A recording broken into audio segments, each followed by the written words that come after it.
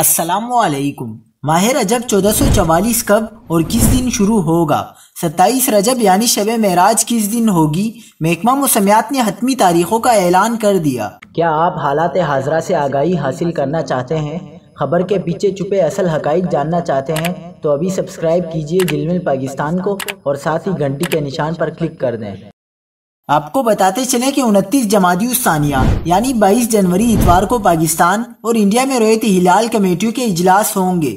اکثر ماہرین فلکیات کے مطابق اتوار کے روز پاکستان اور انڈیا میں کہیں بھی چاند نظر آنے کا امکان نہیں، کیونکہ اتوار کی شام کو چاند کی عمر صرف 16 گھنٹے، اونچائی 7 ڈگری اور افق پر 38 منٹ تک موجود رہے گا۔ لہٰذا اتوار 29 جمادی الثانی یعنی 22 جنوری کی شام کو چاند نظر آنے کا امکان نہیں۔ ماہرین فلکیات کے مطابق 23 جنوری پیر کی شام کو رجب کا چاند بآسانی نظر آ جائے گا۔